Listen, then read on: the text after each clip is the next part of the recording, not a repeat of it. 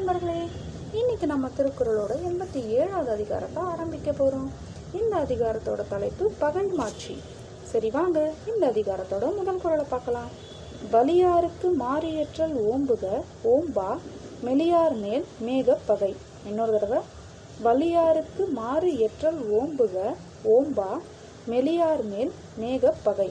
இதோட பொருள் என்னன்னா, நம்ம விட வலிமையானவர்கள்கிட்ட நாம் எதிர்த்து நிற்கக்கூடாது. அதே மாதிரி நம்மளை விட வலிமை குறைந்தவர்கள்கிட்ட நம்ம பகைமை பாராட்டுதல் கூடாது. இதுதான் இந்த குறளோட விளக்கம். இந்த அதிகாரத்தோட 2வது குறள். அன்பு இளன் ஆன்ற துணை இளன் தான் துவான் என்பரியும் ஏது இலான் துப்பு. இன்னொரு தடவை, அன்பு இளன் ஆன்ற துணை இளன் தான் துவான் என்பரியும் ஏது இலான் துப்பு. இதோட பொருள் என்னன்னா, ஒருத்தன் அவனோட மனசுல அன்பே இல்லாதவனா இருக்கான் அப்படின்னா, அதே மாதிரி வலிமையான துணை இல்லாதவனா இருக்கான் அப்படின்னா, அதே மாதிரி தனக்கும் எந்த வலிமையும் இல்லாதவனா இருக்கான் அப்படின்னா, அவன் எப்படி பகைவரோட வலிமையை வெல்ல முடியும் அப்படின்னு இந்த குறள்ல கேட்டிருக்காங்க. இந்த அதிகாரத்தோட 3வது குறள். அஞ்சும் அறியான் அமைவு இளன் ஈகலான் தஞ்சம் எளியன் பகைக்கு. இன்னொரு தடவை, அஞ்சும் அறியான் அமைவு இளன் ஈகலான் தஞ்சும் எளியன் பகைக்கு. இதோட பொருள் என்னன்னா, 4 தன்மைகள் இருக்கக்கூடியவன் பகைவருக்கு வெல்வதற்கு ரொம்ப எளிமையானவனாம். அந்த 4 தன்மைகள் என்ன அப்படின்னு பார்த்தா, அஞ்சுபவன், அதாவது எதை கண்டாலும் பயப்படுறவன். அதே மாதிரி தெரிஞ்சுக்க வேண்டியதை தெரிஞ்சுக்காம இருக்கிறவன்.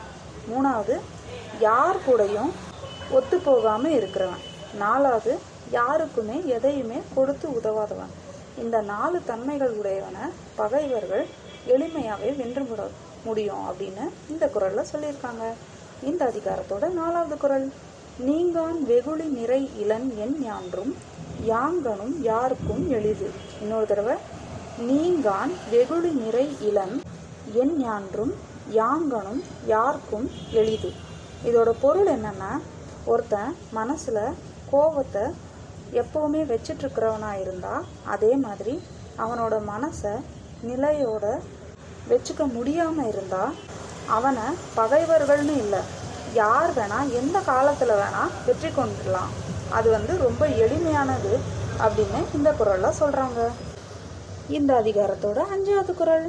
வழி நோக்கான் வாய்ப்பன செய்யான் பழி நோக்கான் பண்பு இளன் பற்றார்க்கு இனிது. இன்னொரு தடவை, வழி நோக்கான் வாய்ப்பன செய்யான் பழி நோக்கான் பண்பு இளன் பற்றார்க்கு இனிது. இதோட பொருள் என்னன்னா, யார் ஒருத்தன் அறவழியில எப்படி போகணும்னு சொல்லி கொடுக்குற நீதி நூல்களை படிக்காம இருக்கானோ, அந்த நீதி நூல்கள் செய்ய சொல்ற தொழில்களை செய்ய சொல்ற விதிகளை பின்பற்றாம இருக்கானோ, அதே மாதிரி தன் மேல விழுந்த பழிய பார்க்காம அதை எப்படி சரி செய்யணும் அப்படின்றத யோசிக்காம இருக்கானோ, அதே மாதிரி நல்ல பண்பே அவன்கிட்ட இல்லாம இருக்கானோ, அவன் பகைவருக்கு ரொம்ப ரொம்ப எளிமையா வெல்லக்கூடியவன்னு அர்த்தமா. இந்த தன்மைகளெல்லாம் இருக்கிறவன் பகைவர் அவனை ரொம்ப எளிதில் வென்றிடுவாங்க. இந்த அதிகாரத்தோட 5 குறள்கள் இப்போ முடிஞ்சிச்சு. அடுத்த 5 குறள்களை நாளைக்கு பார்க்கலாம். நன்றி.